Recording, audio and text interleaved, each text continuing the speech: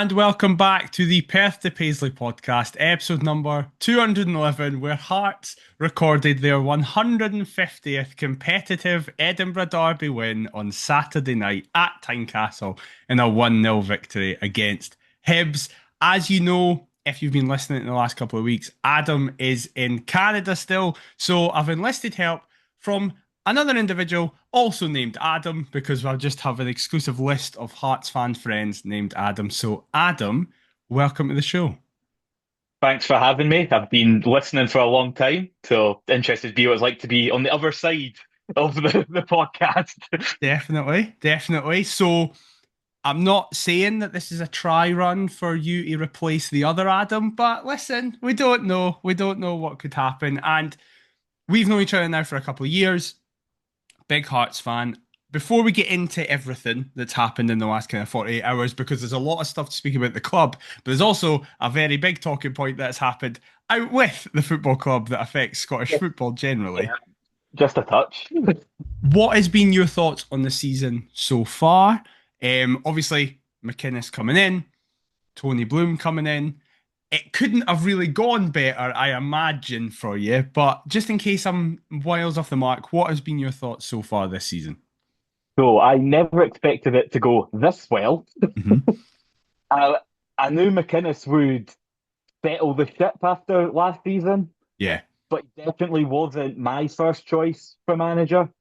I can happily say I'm wrong with that. And Yep. he's done superbly, because I don't think anyone could have imagined would have done as well as this Yeah. outside of the League Cup. But we'll never win that, so that doesn't matter. So it's fine. Yeah, that is very, very fair. I did But see a talking point today that this is now officially our best start since Burley 20 years ago. it does not surprise me. I think Does not. it's the only thing that would have been close. Levine in 2018. I think so. It's the only maybe Nielsen after we got promoted for the championship That's a the good first point. time. We had a good start then as well, That is a but good point, actually. it's even all the late goals we've been getting. Is another one we'll get on to later. Yep. It's I'm more confident when subs are happening now. Yeah, fair. Whereas in previous seasons, it always felt like we're making subs for fitness, but it's actually weakening the team. Very, very Where the fair. strength and depth now from the signings in the summer is very good to see. Yeah, definitely. And we'll definitely get on to substitutes that affect games later on. So, before that, obviously, we'll go around the grounds. There was 3 games on the Saturday, 3 games on the Sunday due to European adventures in the midweek for the other teams. But honestly, Saturday games were quite surprising because Dundee United dropped points in a game that I didn't think anybody saw happening as they drew 1-1 with Livingston at home. But the Stuart Kettlewell Killy train just Oh, keeps this is what rolling I'm about. on. I've no idea what's happening as they won 2-0 against St Mirren. Then on the Sunday, Aberdeen finally learned how to score a goal. And to be fair, they've tried to make up for lost time as they scored 4 in the one game against Stephen Presley's Dundee. Celtic, annoyingly for us, left it very, very late at home to Motherwell to win 3-2. And in a game that has had massive ramifications to something I'll ask you about after we discuss this, Falkirk drew at home with Rangers dropping even more points. Obviously, our game we'll get into. What did you make of the other 5 games from the weekend? And generally, what have you made of the league so far this season? So going on the Saturday games, I actually wasn't too surprised with the Dundee United Ah, fair. Livingston, because I think Livingston have got a good team there with Martindale, That's fair. and the difference with them compared to the last time they were in the Premiership, Mm-hmm. but it isn't just step back. They're actually got a bit of football about them now. Yeah, So I wasn't too surprised with that because I don't know what to make of Dundee United yet that's fair. Yeah, that is very, very fair. at all. But Kelly, so surprising. Yeah. Like, I just they seem to. I can't be arsed with every single team that we're about to play coming into Oh, form. I know. That Dakars up front is a handful. I don't think he's a Yeah, great player, yeah. but Had him on He seems FM. I loved him. I loved him Yep. for that very short stint. I had him on FM. He doesn't seem a great player, but he's helping them a lot getting forward. We're just being such a nuisance with his size. Yeah. Aberdeen scored probably the funniest goal you'll ever see. That is fair. I still don't quite know what happened there. I've watched it a few times. Can you Don't describe understand it for those who have not seen it? Pinball Yeah, is that's fair. probably the summary of it. Very fair. Done awful for Dundee. Absolutely awful. But they were always going to get goals eventually. They just seem Yeah. to have made up for the lack of goals a wee bit. Aye. I don't like Motherwell anymore. I've decided they are bad. I was undecided on them, but they're a bad team. Bottom six. Fair. Very fair. The fucking second goal is so annoying. It's like, oh, so that's the reason you get beat, is it? Just by giving it to Celtic? Yeah. That's just what happens for Celtic, though, isn't it? They they do just. Exactly. And Rangers have just been funny. There's Yeah. no much more else to really say on that. The scenes after the game is probably more the talking point than the actual match. True. With a police escort out the back door for Russell Martin. And to be fair, that then signalled the times because he had his own Jim Goodwin climbing over the advertising boards at Easter Road as, I think it was about 5 or 6 hours after the full-time whistle went, Russell Martin has officially been relieved of his duties as Rangers manager with a win percentage of 26.7%. To kind of relate that to past managers, Michael Beale had a win percentage of 72. Just to kind of show you the ballpark that we're in with Russell Martin. Like, not only the worst appointment in the history of Rangers, but you could surely he's the worst appointment in the history of the top flight. I would say so, particularly for the stature of Rangers. Yeah. To be that bad. I know, what, 126 days, is it? Something around that? Something like that, yeah. Yeah, it's mental. It's just never kicked off. I'm surprised it's taken this long for them to sack him, to be honest. Yeah. I was hoping he would be there a bit longer. I think everybody was that wasn't a Rangers fan, to be honest. But I think their problems are deeper than Martin anyway. Yeah, so that's fair. Like some of the players they've brought in, I don't think a new manager is going to change a lot. They'll be better, but I don't think they'll be much better. I just see, what was it like? On average, the amount of money spent that Rangers spent in the summer would equate to like what we've spent every 10 years or something like that. Like, it's something ridiculous. And I genuinely think this is the worst Rangers squad I've ever seen. I said that after the Ibrox win. That's the worst Rangers team I've seen. And I include the Championship Rangers team that we played in that. It's just absolutely wild. But of course, the inevitable thing that comes up is who's going to replace him. Now, obviously, the names such as Steven Gerrard, Kevin Muscat, Sean Dyche are being thrown a bit everywhere. But one of the main ones is our manager, Derek McInnes. Now, put you on the spot. Do you think we are in danger of losing McInnes? No, we are not. Hey, we're fine, everybody. We're fine. It's just, that's not going to happen. I think they'll ask the question, but I think he will turn them down. Obviously, he does have history of this. He was at Aberdeen, and Rangers were in a much better position, and he turned them down then. And Aberdeen weren't doing as well as we are now. So it points to, well, what if he didn't say yes then, why would he say yes now? My dad made the point that a lot of other people have made the point where it's like, as long as he does well with Hearts, he will always be in the conversation for the Rangers job. So if in a couple of years, when Rangers have kind of turned the ship around and he's done well at us, and then they come calling again, it would make a bit more sense for him to go. But yeah, don't worry, Hearts fans. McInnes, I just really hope they appoint Gerrard again. I'm hoping. I said that to my dad last night, actually. I sent him the screenshot of Martin being sacked with "Welcome back, Gerald." Oh, I really hope you're right. I really hope you're right. But forget about that shambles of a club that only got to finish second. Because let's speak about the team who are going to finish second with Come on.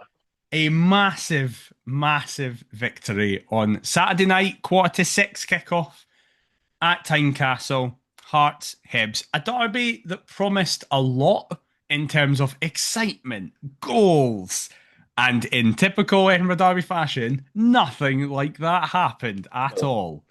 I thought you were bringing me on for a 10-minute episode here when I was watching that game. Up until the goal, it could have been a 10-minute episode because Hearts and Hibs are famous for just having terrible games of football. I think I was listening to Terrace, and I think Craig Fowler made the point that the last good one was probably the 3-2 Boxing Day back in the mid 2000s. Probably. Yeah. Obviously, we have had wonderful wins, but in terms of the game being good, there's very few examples of it. But all that matters is you win. So, the team that tried to do that was Derek McInnes naming a unchanged 11 for the third game in a row, which, I mean, I genuinely don't know. Never mind when Derek McInnes last did that. I don't know when Hearts did that in the last, 10 years. Liam Fox probably, as interim, would be the only... Maybe, but Fox kept having guys get hurt. And, Danda got sent off and Clark was coming back in and stuff like that. But Critchley and Naismith both loved the tinker. So yeah, exactly. Nielsen loved it as well. I genuinely can't think. Stendhal just tried to fit every square peg into a round hole. So but it wasn't surprising. I think it's what everybody wanted to happen. You can't really have the two performances and results we'd had in the last two games going into the derby and then change it. But when you saw our lineup, and then when you see Hibs lineup, and they're missing guys like McGrath, who's on the bench, Chaiwa, who's not in the team at all, Josh Campbell's starting, they've changed their shape back to that kind of 5-3-2. When you saw the teams, what did you make of them, and how did that affect your confidence going in? So I was, for starters, I was a bit annoyed that Mulligan had got moved into centre mid. Mm-hmm. From the Hibs point of view, because I felt like that could help with their energy of overrunning Benny and Devlin. Mm-hmm. Partly didn't really happen, but that was kind of a concern at the start. I was happy Chris Cadden came in because I don't think he's very good defensively. Yeah. I had one concern with the Hearts team, which kind of came true in the game, and it's with Kingsley at left back. Again, we'll get into more, is he doesn't drive into that space that Kazaridis leaves when he comes inside.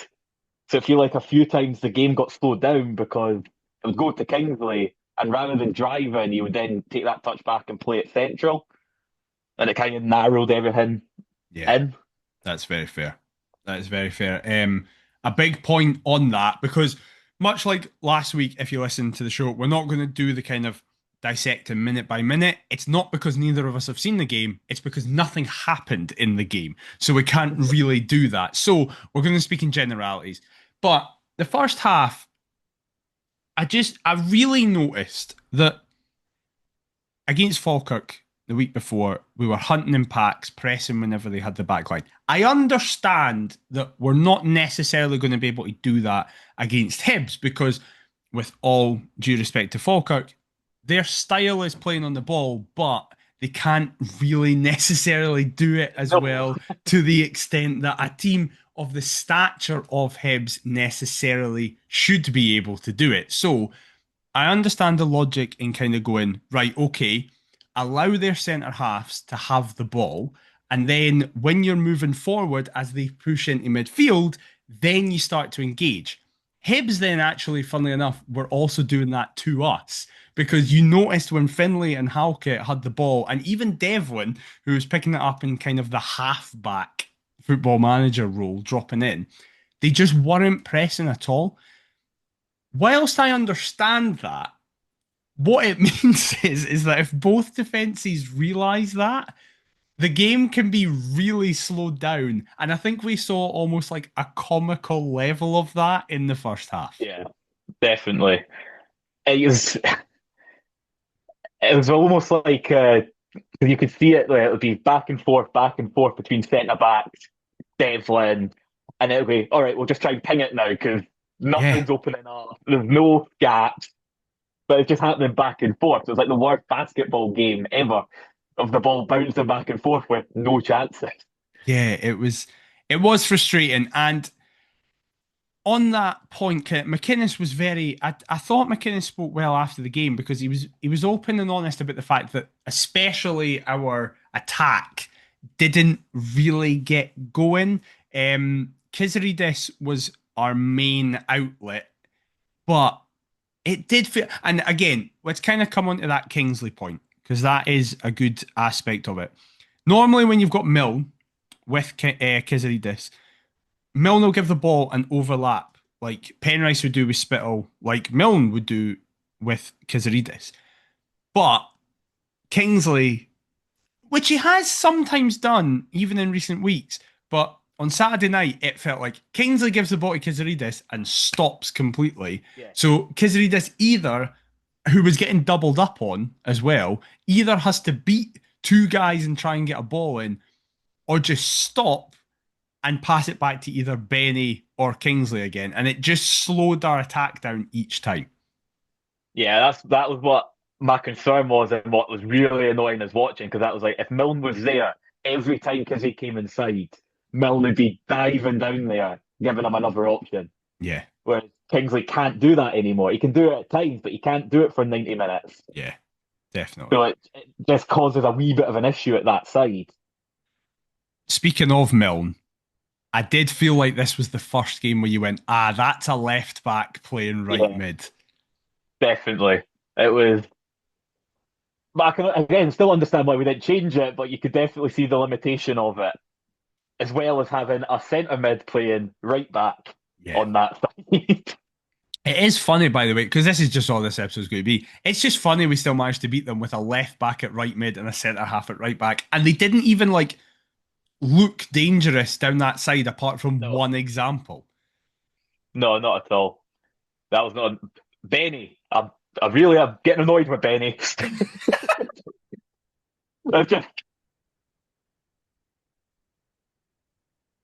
Explain. Explain.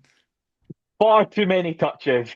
It just this the amount of times watching it that is like you take a touch, there's a man open, you play it out wide, or and he tucks that touch and's back in on himself. Or it's just he's not losing the ball, but it's just again slowing it down. It's just constantly. Yeah. That is fair. And listen, we spoke about it last week. We've spoken about it a lot on this show, how Devlin and Benny are really, really good when you are a team, you're coming up against a team like Rangers, either home or away or Celtic or something like that, where you're thinking, right, okay, we need to kind of keep this tight. We need to have good ball retention. And I understand that in a derby as well. But yeah, it's like there's no creativity between either of them. No, But at the very least, Devlin has that energy that comes with it. And I don't mean that in the sense of I just want guys running about like headless chickens. But Devlin has that energy to go like, right, let's go. And I thought, speaking of Devlin, I thought in the first half especially, our two best players were Devlin and Halkett. no, 100%, without a doubt. Kizzy is a sort of third choice because he was Yeah. trying to make things happen. Like he almost done the Falkirk goal again at the Yeah, he exact same did. minute. That was the only chance that happened in that first half, by the way. Nothing else happened. I think Boyle had one that Swallow saved with his feet from a Oh tight yeah, angle. he was like unmarked at a free kick and he just kind of like Yeah, passed it to Swallow. yeah, I think that's about it. But yeah, Devlin was everywhere as he always is, Yeah, but quite effective. Halkett just is winning everything, everything in the air, even on the ground. He's I know. one on one. It's just unreal. Yeah, just I mean, I wish I'd got the stats up because I saw like a ridiculous stat pack on Halkett, and obviously we will get to Craig Halkett in more detail later on for very obvious reasons. But I think the one stat I remember is that in the game he had 32 clearances. Which is ridiculous. Just You see that insane. when you see those type of stats when defenders are topped for like player of the month, having Yeah, that many clearances. exactly. And it was like, to get on to Hibs for a second, I understand, right, that you're away from home. You can't just be like, I really disagree when football fans go, we should just play our own way and not think about the opposition. It's like, okay, then you're probably going to get beat. Because unless you are like, unless Hearts are playing Gallifrey Dean, where we probably can just be like, well, we're just going to do what we want to do. We're all right. You need to take into some account what the Yeah, opposition are doing. I'm not saying you change your entire system, but you just need to kind of realize what they're going to do. So I understand from Gray's perspective, he's probably thinking if we are just tight, compact, hard to break down, and have an out ball through Boyle, we should be okay. But very quickly, we figured that out. And obviously, the way the game ends dictates a lot of the conversation. Because yeah. if that doesn't happen, what we're about to talk about, and the game finishes 0-0, both sides are probably coming out of that going, right, okay, didn't play our best, but it's a point. We think it's a missed opportunity. Hibs will think it's a good point in the road. Because of what happened, Hibs fans are now going, we never played for the win. Hearts were playing for the win. Their substitutions changed. Ours made us worse. We didn't push out at all. Were you surprised at the way Hibs played? Not just necessarily set up, but the fact that they just played in a low block, 9 men behind the ball kind of thing. So yeah, set up, I wasn't surprised. How defensive they were, Mhm. I was very surprised, and Yeah, how route one they ended up being for yeah, the whole game. I know that's an option that Hibs do utilise quite a lot, but it was all they did was yeah. sit back and then punt it up to Boyle and Bowie. That was it. So that was surprising. Bowie's not good. That I wanted to get to Bowie next, so thank you for teeing that up. Listen, I know I'm not going to sit here and be the oracle of Kieran Bowie, right? I have barely watched him. I've only seen him in highlights, and I just see what people speak about on social media. I don't know if his game is getting physical with centre halves, and it's just that he came up against two centre halves that knew that and are better than him. But he just looked uncomfortable. He didn't look like the type of player who's to hold it up and buy fouls because Well, he's not good enough to do it. no. From what I know of him, I don't think that is his game. Right, okay. Hibs were asking him to do it, and it's not his best attributes. What is his But best? What type of striker is he? he's again, he does want to hold it up, but it's not like in the air holding it. He's not Right, bringing a ball okay. down. If you play it to his feet, Hmm. he's got the steps to hold a man off to play it off to someone to Right, get in the box. okay. But you play high balls to him, particularly against Halkett and Finlay, Yeah. he's got no chance. I di- I know that obviously we going into it had Braga and Kizaridis, who are the kind of like, oh, exciting players. They're really, really good. Bowie was theirs. Like, Yeah. and that is my first 90 minutes watching him. I've seen like before that, I'd probably seen half an hour at most. I was so unimpressed. I know that this is set up for Easter Road and him rattling a hat Oh trick yeah. and all that kind of thing. But right now, it's like he'd from a complete outside and probably yes biased perspective, he just seems like another overhyped Hibs forward. Possibly, I think there's more to him than some of the previous ones they've had, That's fair. but it's hard to tell at this point.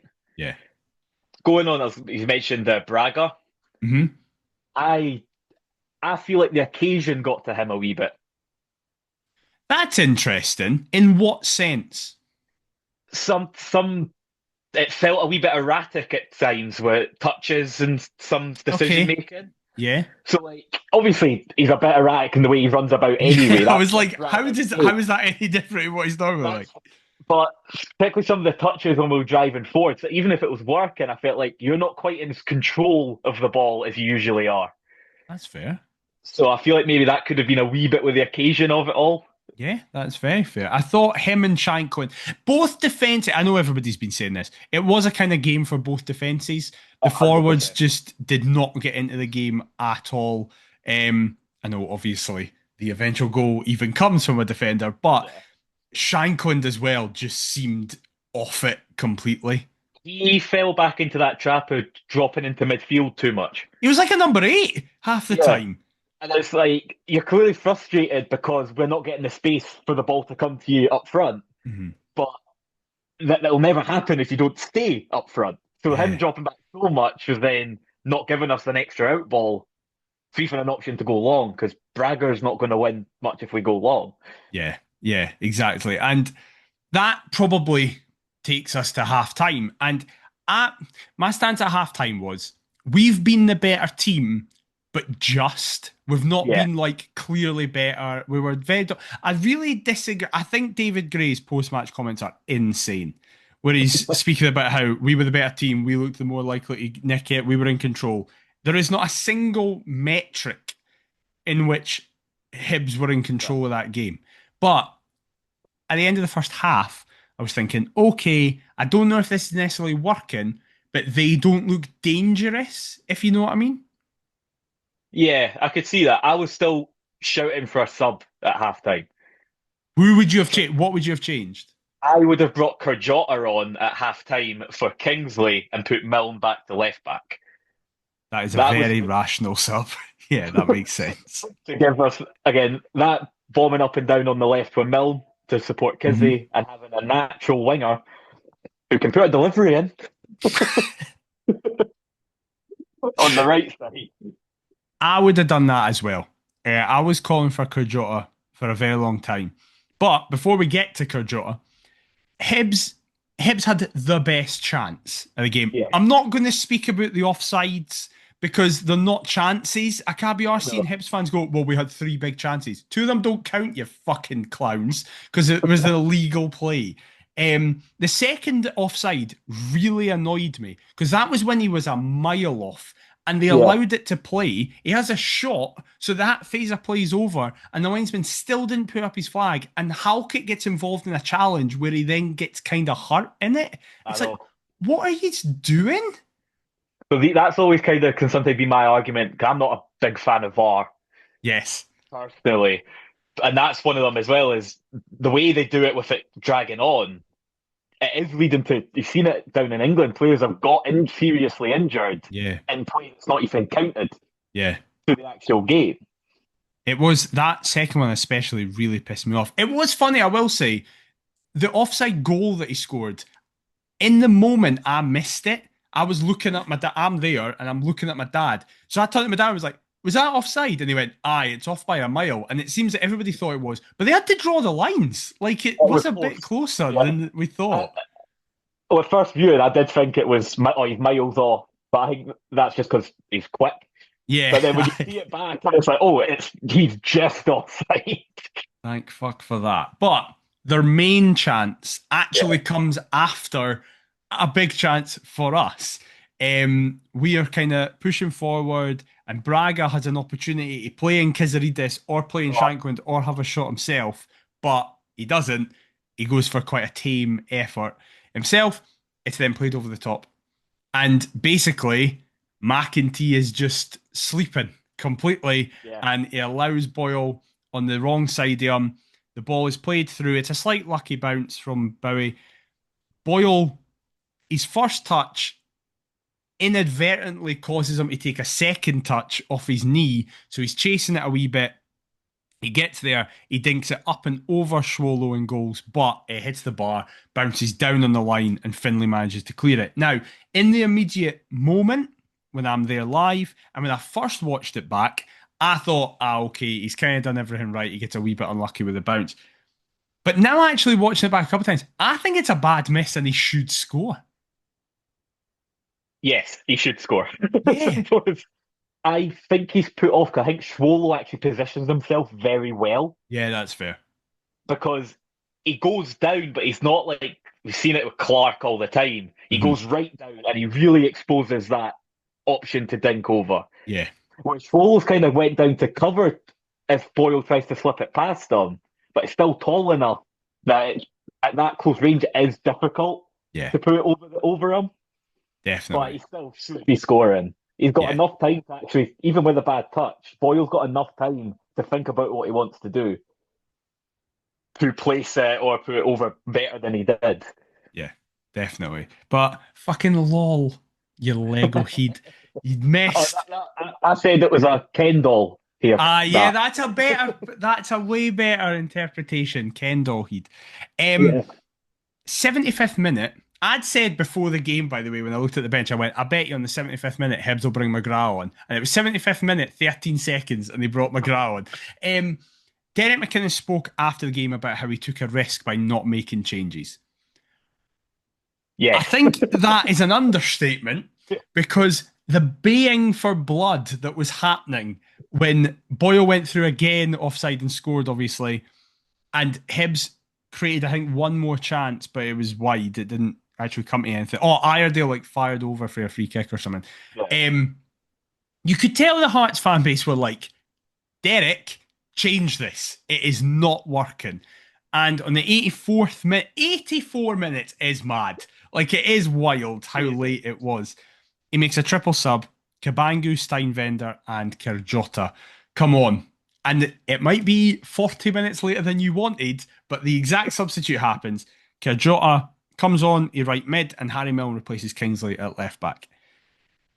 Before we get to the moment, Yeah. did you feel that game was going to end 0-0, or did you think there was going to be a chance? I thought there was going to be a chance, and it would be for us. Great. I think that speaks to this team and the mentality and or actually, because it's funnier to say this, is it more based on the fact that Hibs keep conceding right at the end that you also thought that? That might be part of it. There's definitely, it's definitely a confidence with us at the moment, but that probably does play a part is that Hibs just concede late goals. Yeah, That's what they do. It's so good. It's so good. And actually, before we speak about that, do you think that speaks to, because I've seen a lot of Hibs fans argue about whether or not that's an issue with mentality or concentration, but I think that's being really pedantic. And it's they're pretty much the same thing, because if you can't concentrate for the full 93 minutes, it speaks to a poor mentality. Yeah. I still know it. There's got to be a mental side to it.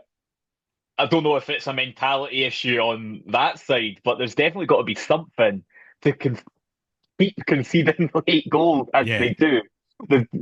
That's not a footballing thing. You don't see that a lot. Nah. Nearly every game, concede late on. Well, I've got some. Go. The kickoff. Oh, how have I forgot about the kickoffs? Right, hold on. So, if you didn't watch it, Hibs, basically, anybody who didn't watch the game, first of all, how are you here? What are you doing here if you've not watched this game? But secondly, if you watched the Champions League final back in May and you saw what PSG did, that's basically what Hibs did. They had a theme, because I was thinking, it's not 2015. You don't need multiple people at the kickoff now. What are you doing? But he gets fed back to Jack Iredale, who flicks it up for himself and sends it above Tynecastle into the sky.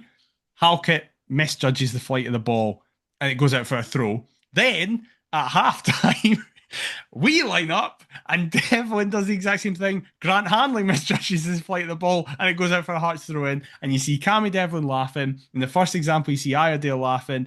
And then when we did it, McInnes and Gray kind of had a wee laugh between each other. So the Edinburgh Derby's toxic. It's aggressive, but we can all still have a wee bit of a laugh as well.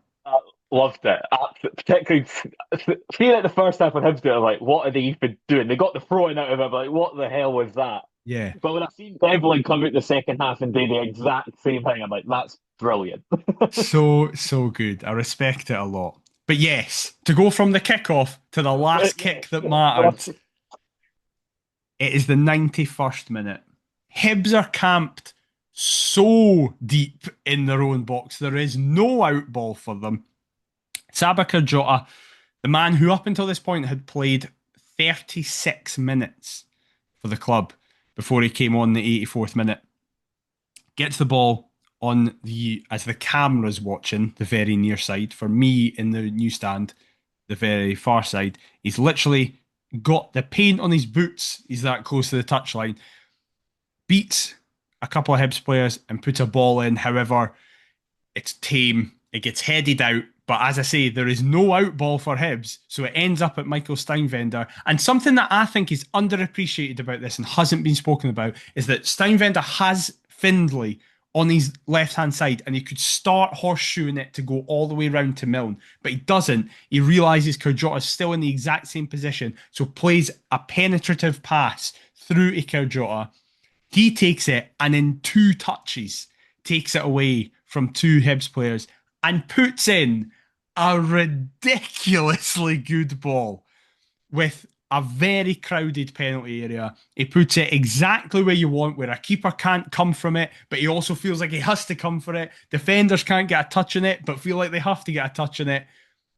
And it ends up with Craig Halkett, the best player in the park, the man who there's been so much talk about over the last couple of years, particularly by one half of this regular podcast, saying that he shouldn't even be here and that it's ridiculous he's been given another chance.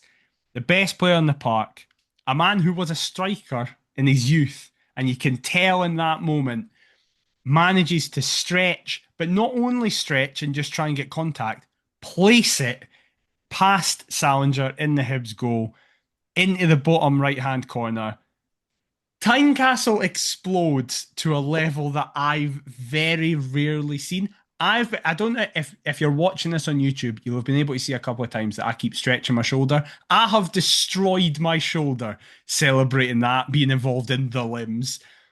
I genuinely think, for me personally, just considering the context of the goal in terms of Edinburgh Derby, last-minute winner, to keep us top of the table, at that time 5 points clear, and the goal scorer, Craig Halkett, someone who's been here for the longest amount of time out of everybody in the current squad. Gordon is a separate caveat because of his situation, who's had a past 2 years from hell, had to sit on the sidelines for so much of last year's disaster class of a season.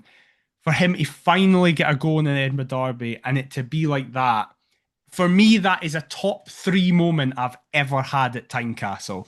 Just unbelievable. What was your reaction to it?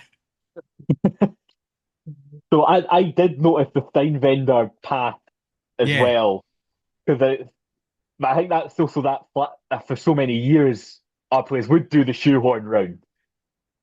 That's always what we've done. Yeah. But the ball's ends ridiculous for Kurjota. Like, he couldn't have placed it better. No. It was. I think people aren't talking about Halkett. It's his weaker foot.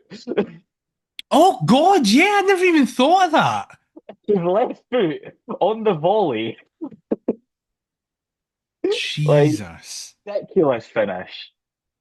And he's not just, he has placed it, but there's power behind it as well. Yeah. Like, it fires into that corner.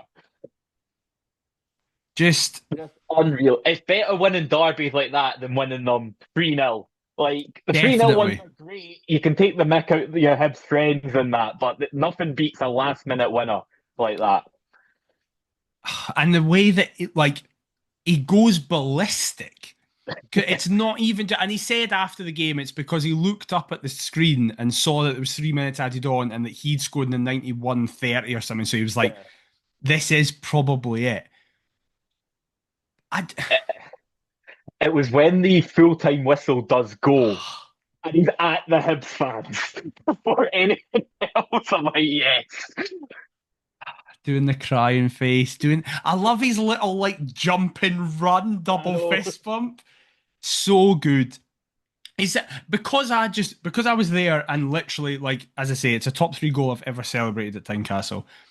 Just going ballistic for like 40 seconds. By the time I turn around and look at the pitch, they were like at our dugout. And I was like, how did they get there? Like, how did everybody get there? So when you watch it back on TV, when you get in after the game, it's an immediate iconic celebration as well. Just running the length of the half. It's so good.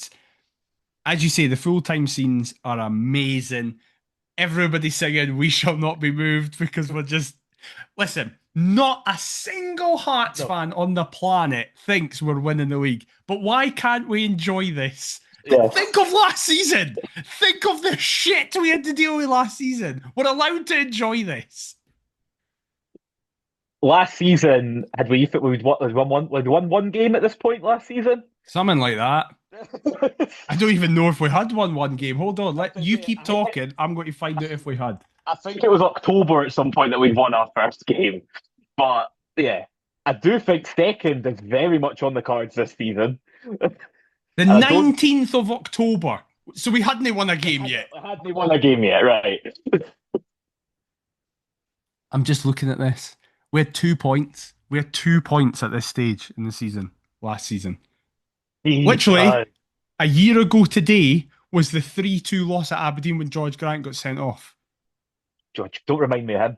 Sorry. How have I brought back George Grant in a fucking iconic Derby win episode? Look at how much can change in a year.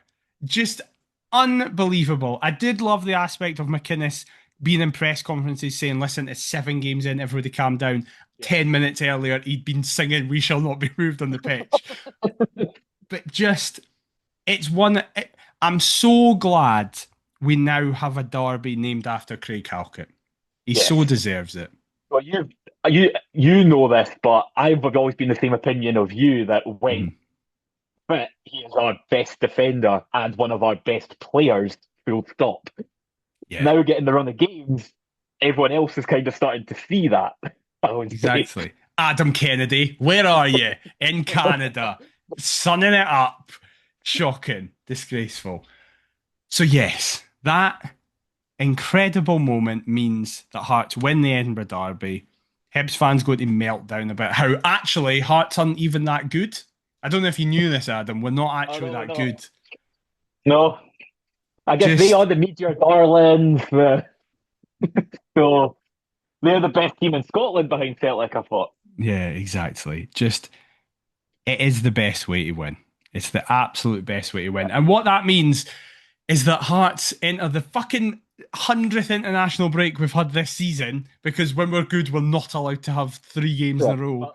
Last season, when we were pish, we were playing every second day, it felt like. Just infuriating. We go in 2 points clear at the top of the league because Motherwell couldn't do us a favour. But you said it there. Putting you on the spot. Do you think Hearts have a real chance of finishing second this season? Yes, we do. I think we generally do. Because people are comparing us to Aberdeen last season that went on a run at the start of the year, but they never played well in any of those games at the start of last season. And they had no depth in that squad, so they got like one injury and then it all fell apart. Whereas our bench sometimes is looking stronger than the positions that are starting at the moment. We've got a record signing to come back. We've got an actual right back to come back into the side as well. Yeah, it's still going to be difficult because Rangers aren't going to keep being this Rangers. But there's a real chance this year. Well, Tony Bloom said it. He did. Imagine being Tony Bloom being like, Christ, I didn't think it would happen in the first year. Like, okay, guys. But in order to finish second, you need to win your bread and butter games, not just your Edinburgh derbies. And after the international break, we'll be going to, as we said earlier, high-flying Kilmarnock, who are in third after 2 very impressive wins over both Dundee United and St Mirren. We're going away to a stadium that we don't have the best record in.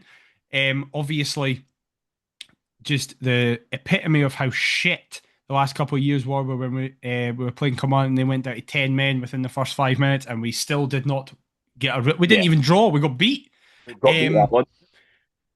It's not been a happy hunting ground for us in recent years. The main kind of wins I can think of is when Alex Lowry scored in the rain. That's my main memory of Rugby Park in recent years. Was there not an Atkinson winner there a few years ago? No, there was an Atkinson equaliser where he scored a raker at 2-2. Yeah, we've not had. We've brought up George Grant, Alex Lowry, and Nathaniel Atkinson in a derby win. Some laugh, but What is your prediction? What do you think is going to happen? And the main question I have for you is because McInnes is clearly in love with Agio, because even unprompted, he keeps bringing his injury situation up, and he keeps saying he's probably going to be fit for Killy. Yeah. Do you think he comes straight in? And if you do, for who? Yes. If he's fit, he plays. Because I think McInnes, I don't think anyone's ever seen him speak this highly of any player in his whole career.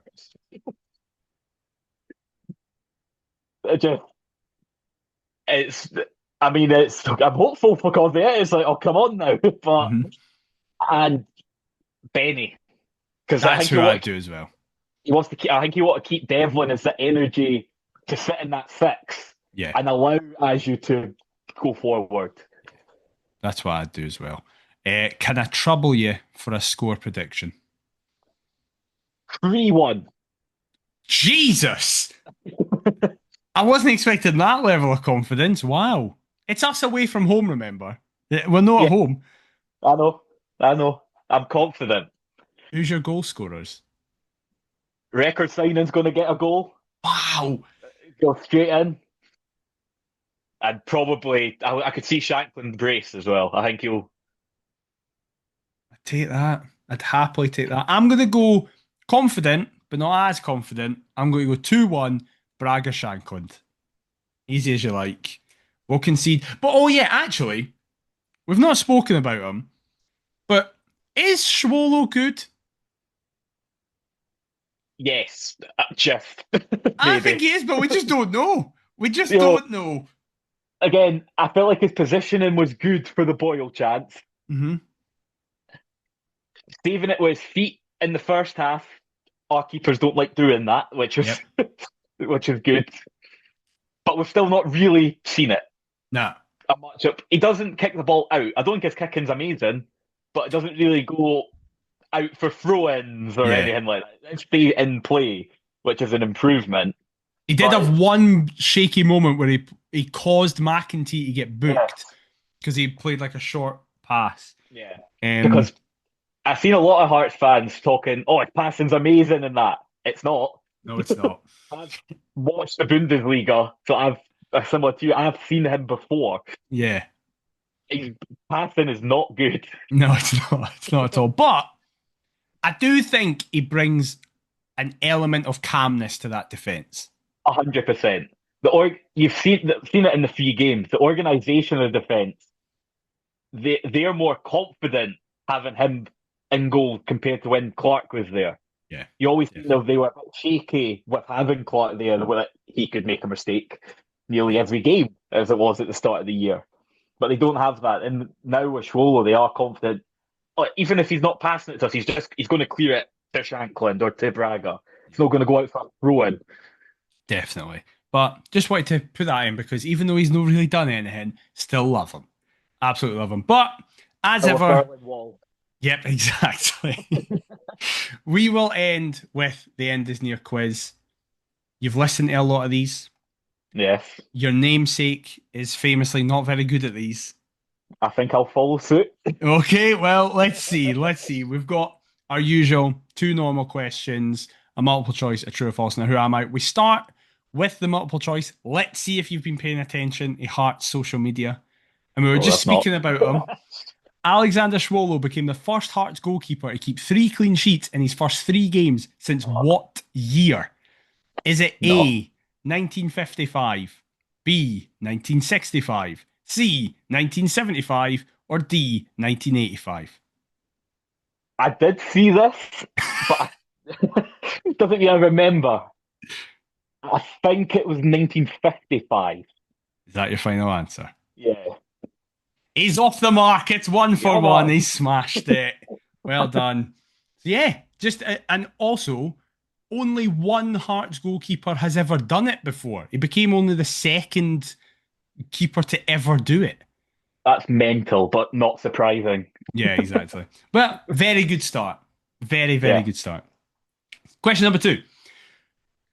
Who was the last Hearts player to score a last-minute winner against Hibs that wasn't a current member of this squad? God. Last minute So what I winner. mean by that is, I'll caveat this. So obviously the answer is Craig Halkett, who just did it at the weekend. Yeah. Then Lawrence Shankland, who did it at Easter Road, but he's here. So the caveat by Hearts Heritage was from the 85th minute plus. Okay. This is because the last few years have not been too great in these. But winner. Because we've had like where we've been like the Civic one when we were already winning. And Yeah, he no, no, scored no. again. That's what I Yeah, mean. So this has to be a goal that won the game.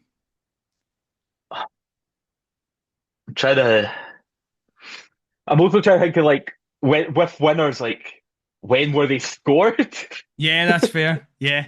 This is I would say the one hard question in Yeah. the quiz. I've got no idea really, so I'm going to go with a goal just that I know was a good goal and stuff. I'll go with Aaron Hickey's at Easter Road. So that is I feel so bad for you. So I'm gonna get up the exact thing because I know that some folk will get annoyed at me, right? With the way this quiz goes, I know what it's like.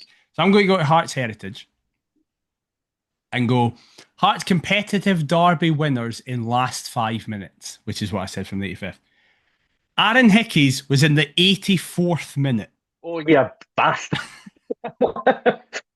So unfortunately, you've got it wrong, but it was the most recent one of like final 10-minute winners. Yeah.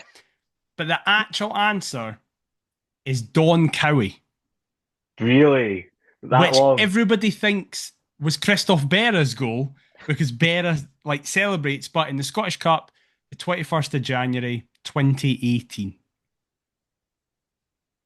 So I'm a wee bit annoyed with that because that Hickey one's so close.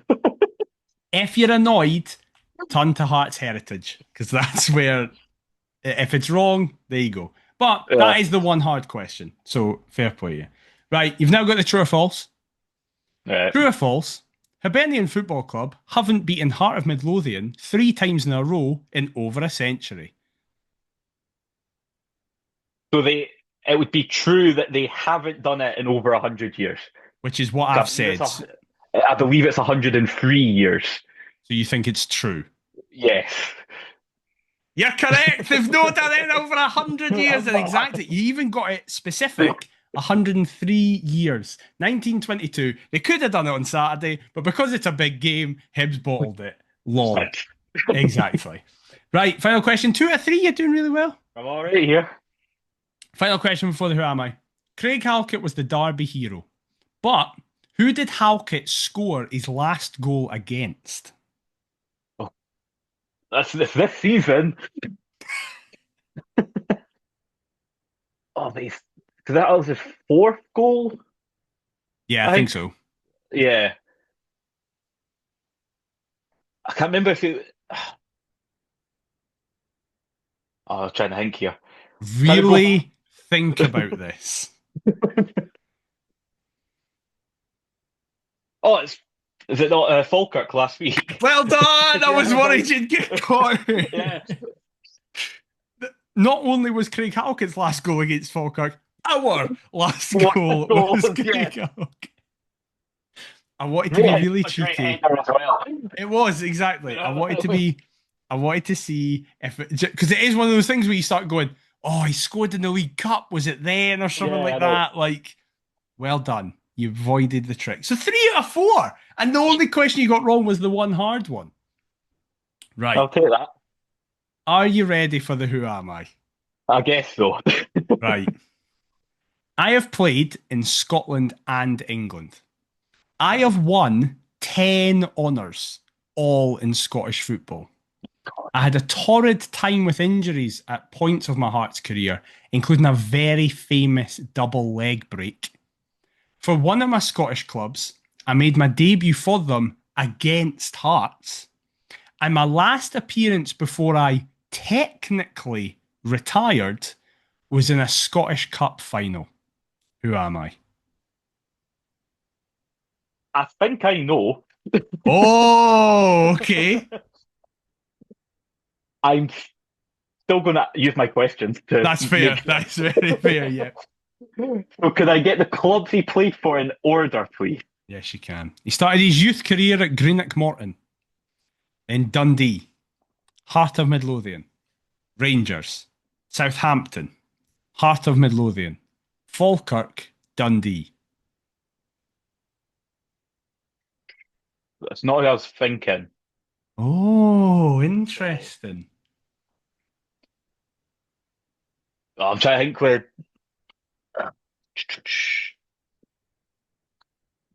Go for another generic was what years did he play for Hearts?